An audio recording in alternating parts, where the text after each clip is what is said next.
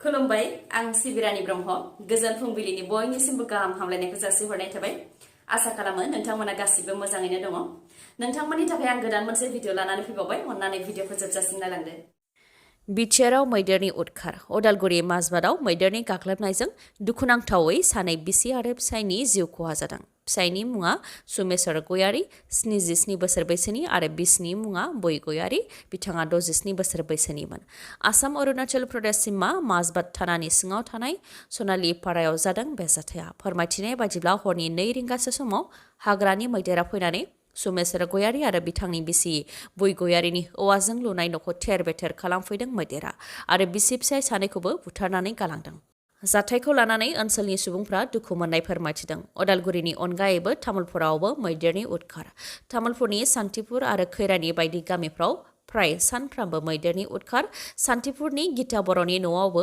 मैदेरनि उदखार हाग्रानि मैदेरा फैनानै न' बां सिलिंखार खालामजोबनायजों लोगोसे सि जोम माइ माइरं बासन पत्र गासैखौबो सिलिंखार खालामलांदों होननानै फोरमायथिदों ओजोंहाय 4 गथ'नि बिमा गीता बर'निया फिसाय गैया बेनिखायनो न'खौ मा राहायै लुनानै लाफिनगोन बेखौ लानानै जिंगा सिदों सिगांनि समफ्रावबो सोरखारनि न' बायदि जेबो मोननो हायाखै होननानै फोरमायथिदों बिथाङा मैदेर उदखार खालामफैनाय समाव मोनानि समाव ओंखामसो संगासिनो दं होननानै फोरमायथिदों आरो मैदेरनि उदखारनिफ्राय फिसाफोरखौ लानानै खुनुरुखुमै जिउ रैखा मोननो हादों होननानै फोरमायथिदों ओजोंहाय मैदेरनि उदखार खालामनायखौ खौरां मोननानै कुमरिकाटा हाग्रा बिफाना नुजाथिफैदों आरो जानो थाखाय माइरं होनायजों लोगोसे बासन बर्तनखौ होलांदों गोलाव समनिफ्रायनो नेनानै थानाय नीलाचल उड़ान सेतु बा फ्लाइअभारखौ बेखेवनानै होबाय आसामनि गिबि मन्त्रि डक्टर हिमन्त बिश्व शर्माया मैयानि गोथार सानाव आसामनि लावसिन फ्लाइअभार नीलाचलखौ बेखेवनानै होबाय जेराव नीलाचल बिरखं दालां बेखेवनायखौ नायनो थाखाय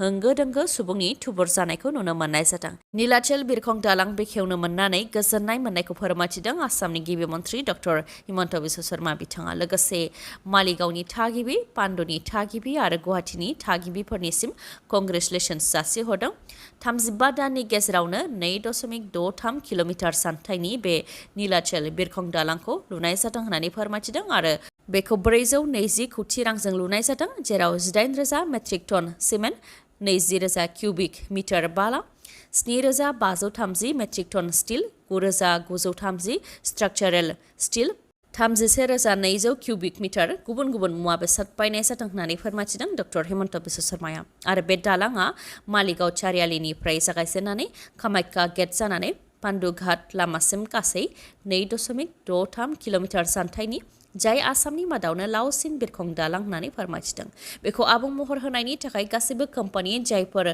आखिदों डिजाइन खालामदों कनस्ट्राक्सन खालामदों स्टाफफोर वार्कारफोर गासैनिसिमबो साबायखर बावहोदों डक्टर हिमन्त बिश्व शर्मा बिथाङा बिटिआर सोदोबा लासैनो जोबलांगोन गुबै सुक्तिया बिटिसिसो बे रावा आं बुंनाय राव नङा बे खोथाखौ बुंथिदों बिपिएफनि गाहाय अदेबानि बिटिसिनि बारग' गाहाय हाग्रामा महिलारि बिथाङा फोरमायथिनो गोनांदि बिपिएफ दोलोआ फैगौ लकसभा बिसायख'थिखौ नोजोर होनानै दोलोखौ गोख्रोंसिन खालामनो थाखाय खामानि मावगासिनो दं मैयानि सानावबो बिपिएफ दोलोआ मोनसे गेदेर जयनिं हाबाफारि खुंदों क'क्राझार जिल्लानि 7 नं फकिराग्रामाव बिपिएफ दोला जयनिं हाबाफारि आरो समायखिरा लानाय हाबाफारि खुंदों जेराव जिएसपि बिजेपि आरो इउपिपिएल दोलोनिफ्राय 1,026 सुबुंफोरा बिपिएफ दोलोआव हाबफैदों आरो समायखिरा लादों होननानै फोरमायथिदों हाग्रामा महिलारिया आरो हाबफैनायफोरनि मादाव बांसिनानो इउपिपिएल दोलोनिफ्राय होननानै फोरमायथिदों हाग्रामा महिलारिया लोगोसे बिथाङा बुंथिबावदों दि दतमा ब्लक आरो फकिराग्राम ब्लकआव जेरैबायदि सुबुंफोरा फैनानै बिपिएफ दोलोआव हाबफैदों बेजों इउपिपिएलआ थानाय नंलाखौ सानो आरो बिटिसि बिसायख'थिनि उनाव बिपिएफ दोलोआ जेब्ला सोरखाराव फैगोन अब्ला बिटिआर सोदोबाबो लासैनो जोबलांगोन गुबै गोरोबथाया बिटिसि गोरोबथासो होननानैबो बुंथियो हाग्रामा महिलारिया लोगोसे बुंथिबावोदि बिटिसिनि 90% टिकाखौनो बिटिसिनि बायजोनि टिकादारफोरा मोनो आरो 10%खौल' बिटिसिनि टिकादारफोरा मोनो जायनाखि बिटिसियावनो गोबां बेकार सुबुंफोर दं बेनिखायनो बिथांमोनहानो खामानि मावनानै जाथों साननानै सिगांनि समाव बिटिसिनि टिकादारफोरनो खामानिखौ होनाय जायोमोन आरो बायजोनिखौ हाबनो होनाय जायामोन नाथाय दा प्रमद बर'आ गेदेर गेदेर टिका लाबोनानै बायजोनि टिकादारफोरनो खामानिखौ मावहोगासिनो दं जायनि थाखाय बिटिसिआव दा बेफार फालांगियाबो जोबोर गोग्लैसोनानै दं होननानै बुंथियो हाग्रामा महिलारिया मानोना सिगांनि समाव जोंनि सुबुंफोरानो एसे टिका मावनानै जि रां मोनो बेखौ जोंनि बाजारावनो बाहायनाय जायोमोन होननानैबो बुंथियो बिथाङा। लोगोसे जायनाखि एमपि बिसायख'थिया खाथिनिफ्राय खाथि सौफैगासिनो दङ,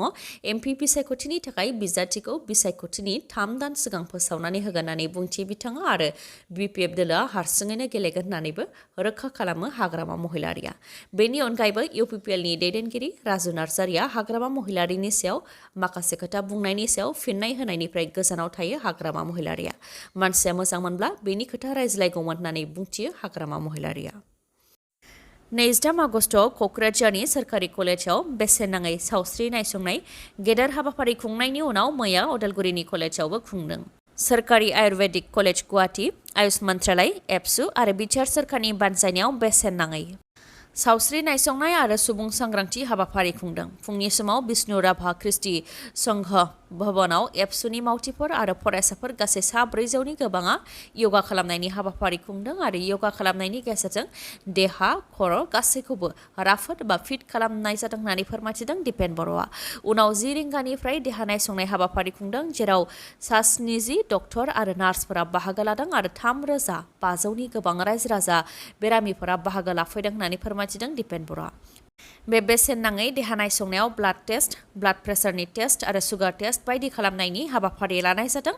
डक्टरफोराबो प्रेसक्रिप्शन हरनायजों लोगोसे गोनां जानाय माखासे मुलिफोरखौबो हरदों आरो गाज्रि बेराम बा अपारेशन खालामनांगौ दंब्ला हानायमानिखौ बेसेन नाङालासे गुवाहाटी सोरखारि आयुर्वेदिक कलेजाव फाहामथाय होनो खोथा होदों होननानैबो बुंथिदों दिपेन बर'आ। लोगोसे फोरमायथिबावदों दि गामि ओनसोलाव थानाय जायफोर देहा फाहामसालियाव थांनानै गावसिनि बेरामखौ नायनानै लानो रोङाखै बा खाबु मोनाखै बिथांमोनखौनो बे हाबाफारियाव लाबोनाय जादों होननानै फोरमायथिदों।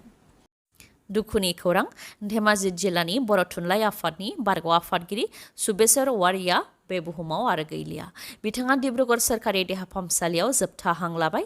बिथां सुबेसर औवारिखौ जोबथा बिदाय होनो थाखाय सिलाफोथार दख'रा बर' थुनलाइ आफाद, दुलाराय बर' फरायसा आफाद, खौसेथि बर' सुबुं आफादनिफ्राय नुजाथि हैदों आरो सुबेसर औवारिनि रुंसारि जानायखौ दुखु मोननाय फोरमायथिनायजों लोगोसे बिथांनि जिउ गोमानाया जोंनि बर' हारिनिनो मोनसे खहा होननानै फोरमायथिदों।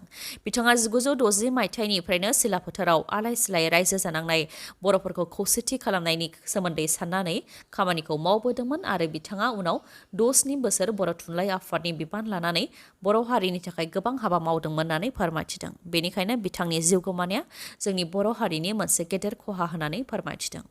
बिथांनि अनगायैबो गावनि फुख्रियावनो गब'नानै सासे बर' सुबुंनि जिउ खहा। मुङा सनेस्वर बर', बाक्सा बागानपारानि गेरुवायाव जादों बे जाथाया। गावनि न'नि फुख्रियावनो जिउ खोमानो गोनां जादों सनेस्वर बर'आ।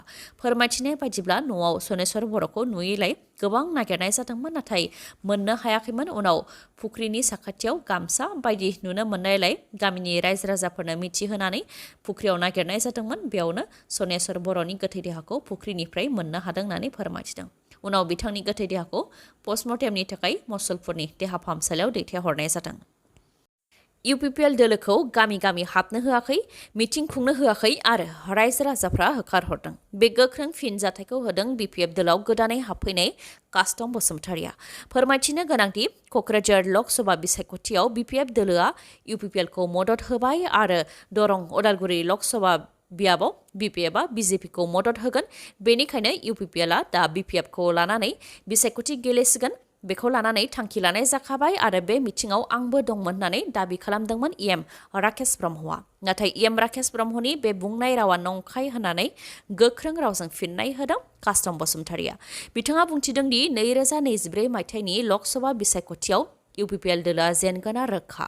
बेनिखायनो बिथांमोननि मेलेमा गाज्रि जादों।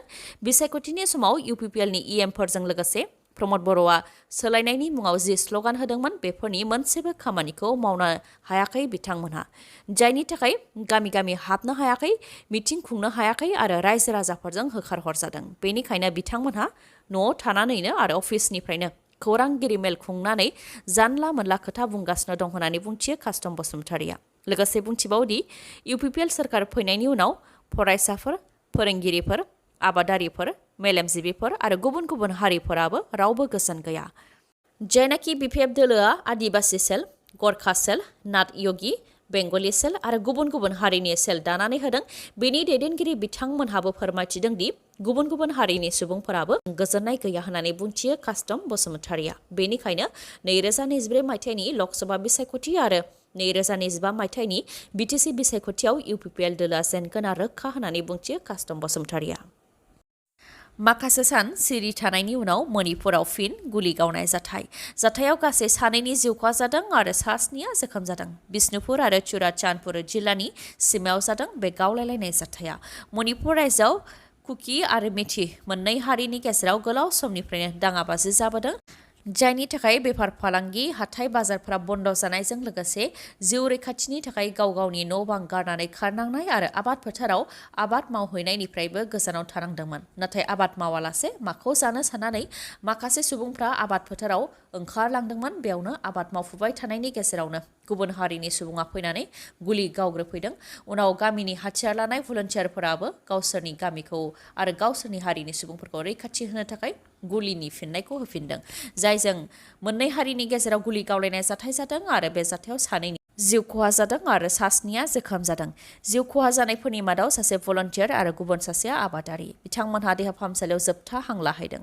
जाथायनि उनाव आर्मि आरो सेन्ट्रेल सिकिउरिटि फर्सआ जाथायथिलियाव नुजाथिहैनानै बे जाथायजों लोब्बा थानाय माखासे सुबुंफोरखौबो हमनो हादों।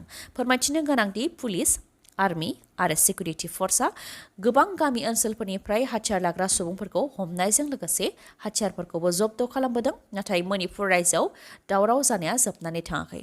गाव गावनि हारिखौ रैखाथि होनो थाखाय आरो गाव गावनि गामिखौ रैखाथि होनो थाखाय सुबुंफोरनि आखाइनो हाथियार लानानै बेंनाया गुबुन मोनसे हारिनि थाखाय खैफोद लाबोदों। बेबायदिनो मोनसे हारिनि भलन्टियारा गुबुन मोनसे हारिनि सायाव गाग्लोबनायफोरा जाबोदों, जायनि थाखाय दासिमबो गोजोन गैया मणिपुर रायजोआव आरो मणिपुरनि थासारिखौ सामलायनो हायैनि थाखायबो सोरखारखौ सोंखारिदों रायजो राजाफोरा। दिनैनि भिडिअआ एसेनोसै। गाबोन फिन लोगो मोनफिनबावगोन। नोंथाङा जुदि आंनि भिडिअखौ मोजां मोनदोंबा लाइक, कमेन्ट आरो शेयार खालामनो दाबाव। गोजोन्थों।